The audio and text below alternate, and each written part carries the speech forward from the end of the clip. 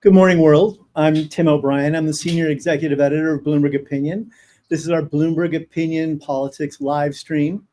Welcome to a live chat with two of my colleagues who are smarties and deeply informed on the discussion we're about to have today about the Trump administration's recent raid of a Hyundai plant in Georgia, its implications for immigration, trade policy, economic growth, equity under the law, and so many other things. It's a very rich topic, and I'm going to explore that with Clive Crook, who is a veteran Bloomberg Opinion columnist who covers economic and political policy, and Mary Ellen Klaas, also a Bloomberg Opinion columnist who covers politics and policy.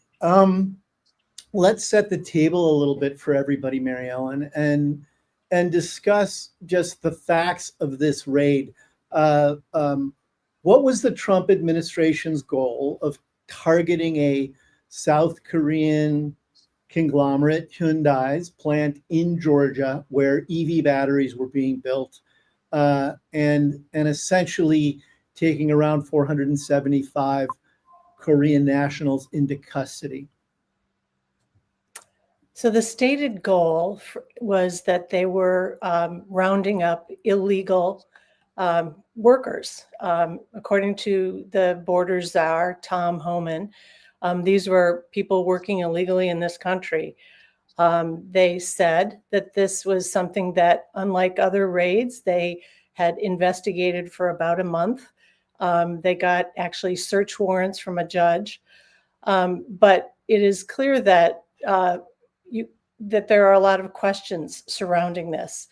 The immigration attorney for some of the workers said that they didn't even show up with a Korean translator, that he was of the impression that they were looking only for Latin workers, that they didn't realize that there were so many people here who had been employed by some subcontractors from these manufacturers that were building this plant.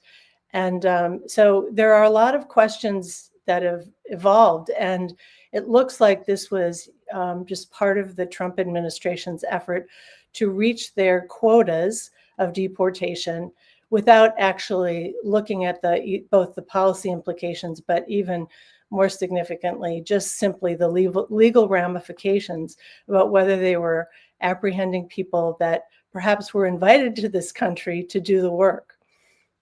So like an overzealous cop parked on the side of the highway, maybe randomly giving out speeding tickets to everyone driving by without making sure that they've actually broken the law yet. Clive, the interesting thing here at a kind of a macro and global level is it is in the context of the Trump administration having launched a very aggressive tariff agenda in the spring, of which South Korea was one of the targets of escalating tariff rates. We've had a trade agreement with Korea for over a decade. Trump has pegged tariff rates on Korea at 15%, has suggested it could lower to 10% if Korea invested in the United States. And lo and behold, they have in Georgia. In fact, this plant that just got raided. I feel puzzled, Clive. Yeah, you're not the only one. I mean, I think it's actually quite bewildering. Why are you bewildered? On so many levels, but let's just take this particular case first. I mean, they negotiated a lower tariff than they originally envisaged, down from 25 to 15 in return for a commitment to massively increase investment in the US. US taxpayers are subsidizing these investments. And so you would imagine that the administration would want to sort of underline that win. Look at what we've done. We've got this commitment. We're creating all this wealth and activity in the US. And then here they are, raiding the facility and punishing the people who are actually carrying out their part of the deal. Now, I understand the argument that says these workers, or I would say the firm, not the workers so much, but the firm may have been bending the rules, may have been outright breaking the immigration rules. But the fact is, this is standard operating procedure across the US because the rules are so incredibly difficult to comply with. And it seems to me odd that the administration can't decide where its priorities lie. Does it want the investment, or does it want to do this performative punishment of people who aren't complying with the regulations? The message this sends to other would-be foreign investors in the US is surely massively negative. I mean, this story has been reported worldwide, pictures of these workers that the US wanted to come shackled, at the wrists, waist, and ankles. What does this tell other companies about investing in the US? So yeah, I'm bewildered. I don't know what they think they're doing. Well, let's try to find clarity in the conversation today. Maybe we can all find light at the end of this particular tunnel over the next half hour. Mary Ellen, as Clive just flagged, it is a circuitous and nebulous journey for both companies and workers trying to navigate the Byzantine U.S. Immigration and visa system. We've had a porous southern border for quite a long time that hasn't been properly patrolled, and the judiciary system backing it once migrants come across the border has also been inefficient to the point of being ineffective at times. And then visas are their own special category of crazy, given how they match up with various skill sets of workers, the duration people can work, how easy it is to get a visa to begin with, how long you can stay in the country. All of that also has come home to roost in this Hyundai raid, hasn't it? Because as far as I can tell, the White House hasn't exactly laid out what specific immigration laws and visa requirements those workers violated. That still feels unclear to me, but I'd love to hear more from you on that. Yes, but this is the pattern that they've established, right? It's, deportation first and defend yourself later. What they have done here is really go after a plant that is meeting all the criteria for the Trump's mission to, incentivize, using these heavy-handed tariffs to incentivize manufacturing. And here this is probably one of the biggest manufacturing plants in the Southeast, certainly the biggest in Georgia. And the way they have enabled this to work is to allow visas that allow workers to come in on a temporary basis. They're experts in their line design. There are evidently only 3 companies in the world that do this kind of battery manufacturing, and they have expertise for how they were going to get this line production established in such a way that they said, we're going to get this set up, so then we're going to hire American workers. But to do that, they needed these visas. They needed temporary visas. And as Clive said, the difficult process and really convoluted and messed up visa system that this country has perpetuated for many years does not seem to be a priority of the Trump administration. If on one hand you're trying to encourage manufacturing, you'd think that they would also perhaps be working at accelerating the B1 visas for business and foreign workers that come in. That allows 6 months. These people are not supposed to be taking jobs away from Americans, but their expertise can be used while they are here. And yet there doesn't seem to be any effort by the Trump administration to make this process work. And I'm sure this has got to be a red flag for any other South Korean company, for the existing South Korean companies that were nabbed in this raid. They have Hyundai, for example, has a major auto plant in Mississippi. It is promised to build a $2 billion plant in Louisiana. But I'm sure they're raising questions now about whether they should and whether their investors see any value in them moving forward without any change in the visa landscape. Especially when the added cost of doing business here now is having to charter private planes to ship your recently arrested immigrants and nationals back home so they're safe. That's a new cost of doing business in the United States. Clive, you're one of my favorite skilled immigrants in the world, and I'm glad that you're here adding your skills to our team. So you've actually lived through the visa process, and you've watched, economies around the world for quite a while now, and have dug at, what are the secrets to economic growth. If trade is one of them, and an ability to invest in another country profitably and strategically is part and parcel of that, how does an event like this affect other conglomerates, not just in Korea, but across the Asia Pacific region? Major chip manufacturers like TSMC in Taiwan, or Toyota, a well-known Japanese car maker here in the U.S., or European companies for that matter, or Latin American companies, and on and on. Do you suspect this will have a chilling effect? And then secondly, put that in the context of this administration's broader trade policy.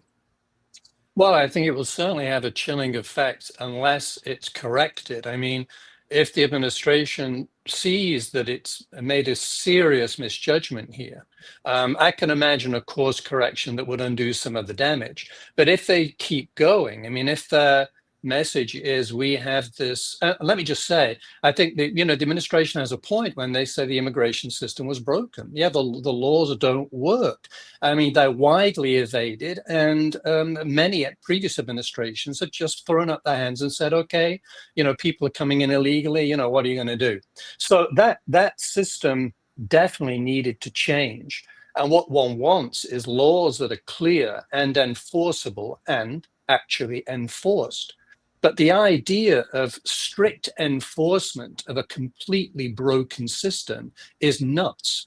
And the response to that won't just be at the corporate level. I mean, sure, foreign companies are going to say, do we want to incur these costs? Do we want to put ourselves in the crosshairs of this approach?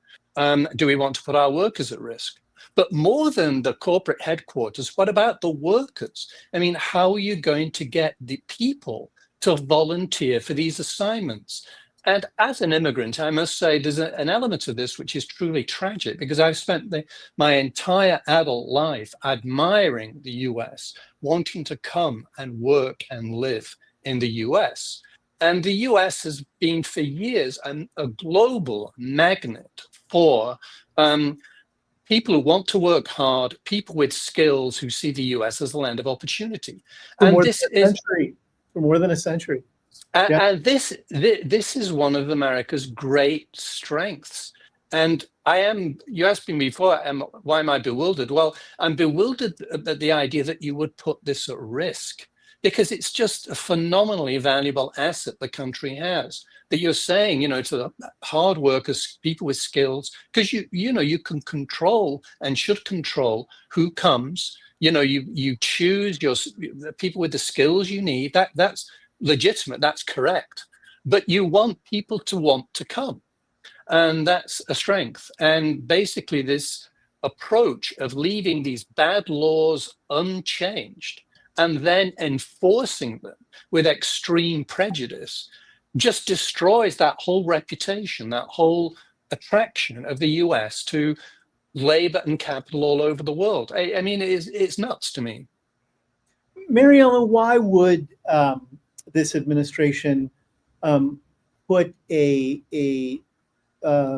economic, social, and humanistic virtues of immigration traditionally in the United States at risk in such a way right now? What is the goal or the victory here that would trump some of the losses that accompany that? I think that is a really good question. I don't, I have theories, but I do not have an answer. To me, the tail is wagging the dog here. I think Trump had made a very big point about deporting immigrants.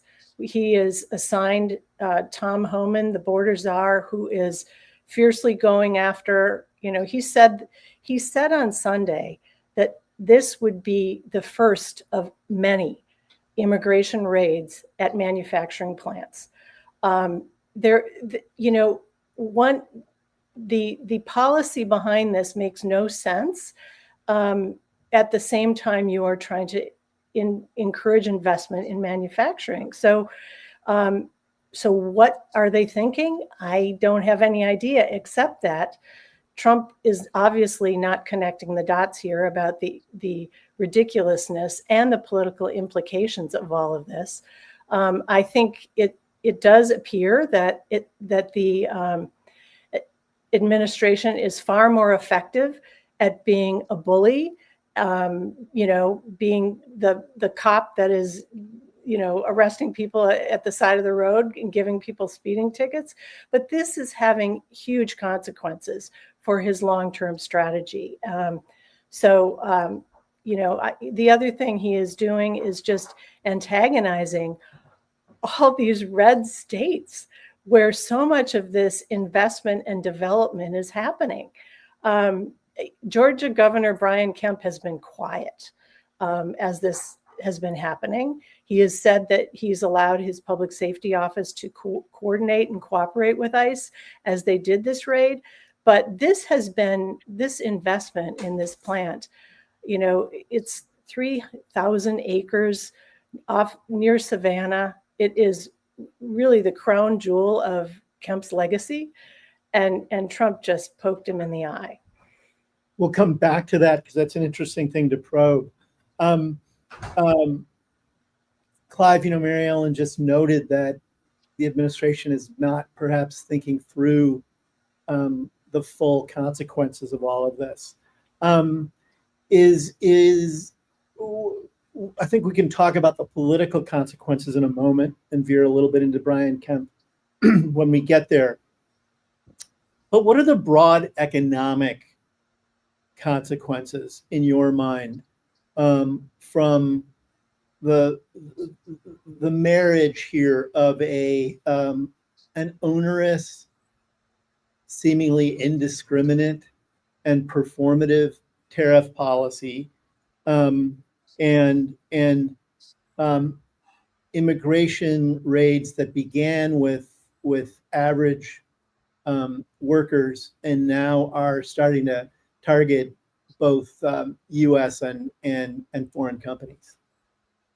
Well, that's a very complicated question. I could bore you all day on this. There are many levels to it. I think where I mainly disagree with the administration in terms of the economic analysis is that I think, I'm an old-fashioned neoliberal. I think free trade is good for the U.S.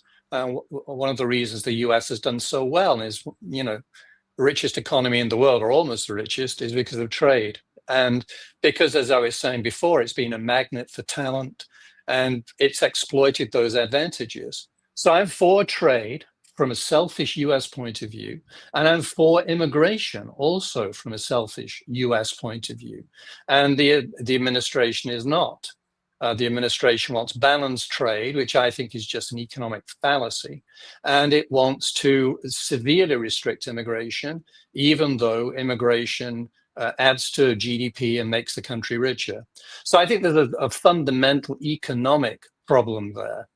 But the political calculation is also bizarre. I mean, if I can imagine believing, that these trade restrictions make sense and the tight immigration rules make sense, this would not be the way I would go about it. I mean, take the Hyundai thing specifically. I mean, this was a deal that was done very much to US advantage, that the administration extorted out of the South Korean government. And you could say that that was a win. That was the win for Trump's view of the world. You know, you throw your weight around and you get what you want. But then they choose to cancel the benefits by saying, "Oh, actually, we don't want this. You know, we don't want your investment. We don't want you setting up these plants because that will take American jobs." That I do find that bewildering on the substance, and the political calculation also seems to me to be odd. If Trump, as it were, going against my advice, had put these tariffs on and introduced these rules, wouldn't it have made more sense for Trump to say, we've got your investment, billions of dollars worth, which is great. What do you need from us to facilitate this, right? What do you need from us to make this happen as quickly as possible so we get the credit? And high on that list would have been comprehensive visa waivers for the engineers and specialists we need to bring in to get this thing up and running. And I could imagine, you know, a smart guy like Trump, I don't think he's a fool by any means, he's smart, saying, okay, we'll give you that. We'll get these people in. We'll give you the visa waivers, provided you get this plant up and running within, N months. Do we have a deal? And instead of doing that, they do the deal and then trash the deal, collapse the deal. I just don't understand it. And crack down on the investment in the form of an EV plant. Mary Ellen, Clive was talking about the economic goal or the political goals in addition to the economic goals. And I've been in the camp that you end up in a maze if you try to think about what Trump is doing in strategic terms, that there are goals, but there's never really a strategy. And the goals are appeasing his base, in this case, indicating that he's standing up for American workers and standing up against outsiders who are threatening the United States. And then the performance art that always goes along with that, the theatrics of keeping him and his agenda at center stage. All of that is going to be tested in the midterms next year. As you just noted, he's doing this in red states, which are the core of his political support. There's been a number of raids recently targeting democratically run northern cities for the most part, or western cities. Boston most recently, Washington was in the mix, and Chicago is on the brink, it would appear. Having said all that, though, there has always been estimations that Trump's most extreme actions will cost him at the polls, and then it doesn't. And what are you thinking about how this will echo across the midterms that are rushing towards us in about a year? Well, if you're going to vote against Trump and show up to vote, you've got to have an alternative. And until the Democrats come up with a message on this, which to me, the smart thing for them to do would be to put forward a very aggressive plan that reforms the the visa system and the immigration, citizenship, asylum, put together an aggressive plan that is an alternative to his do nothing situation. I mean, he is deport first and everything else is second. But absent any, comprehensive message on immigration from from Democrats, except the only thing right now is they oppose everything Trump does. They need to have something affirmative. They need to give people some reason to want to look at the alternative. And I think that is a significant problem right now. They're also owning the fact that the Democrats let immigration simply fester as a problem, politically, morally, and economically across the American landscape for too long. And it is one of the reasons I think it became red meat for politicians like Trump, who decided to do something about it. However they went about that, it became an open target I think, because of the Democrats not taking it on fully for far too long. Do you agree with that? Yeah, although I do look back at, I guess it was January, February 2024, when you had that bipartisan agreement with, the Oklahoma Senator James Langford. They came up with a proposal that was going to start to fix the border crisis. And it was bipartisan. And what happened? Trump said, that's a bad plan, and nixed it. And Republicans were afraid to go against Trump. And his reason for this push, obviously, was because he wanted to continue to campaign on it. So I think that Democrats are at fault. I think they have shown that they're willing to compromise. They've been willing to look for a solution, and we need to hear that from them again. Can I just chip in on this? Yes. I mean, I think you're letting the Dems off lightly there. I mean, the Dems didn't merely let this situation fester. They didn't merely fail to come forward with good ideas. They basically erased the distinction between legal and illegal immigration. It became frowned upon to use the term illegal immigrant. And that was the absurdity that Trump seized upon. I mean, most voters understand that there is a difference between people who come into this country legally and people who don't, and they don't want that distinction ignored. And Trump has been able to leverage that again and again and again. Now, I think with this latest thing and some of the other stuff he's doing, he's taken it too far, and it will be politically disadvantageous to him. That's my guess. I don't think people want this. They don't want this kind of extreme enforcement, the cruelty of it. But they do want the distinction between legal and illegal immigration recognized, and they want a system that works and that can be enforced. And the Dems just haven't got behind that. I actually, though, think, Clive, that's become a bipartisan, the tangle of visa rules and regulations, the poorly resourced judicial system that processes an immigrant who may want to be considered to be a legal immigrant, but can't because of the incredibly long amount of time. Businesses want those people to work for them. So you have businesses in the US who employ quote unquote illegal immigrants knowingly and willingly because they need them.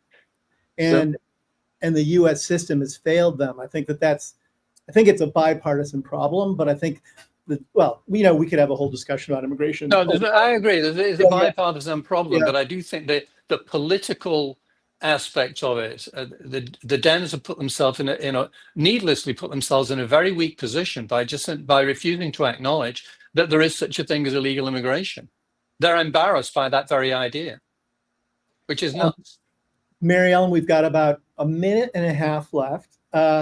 Give me one quick thought on what would be the wisest next step for the Trump administration to take in the wake of what I think was a catastrophic raid on the Hyundai plant in Georgia. Well, I think the smartest thing they could do is look at, as Clive said, what do these manufacturers need?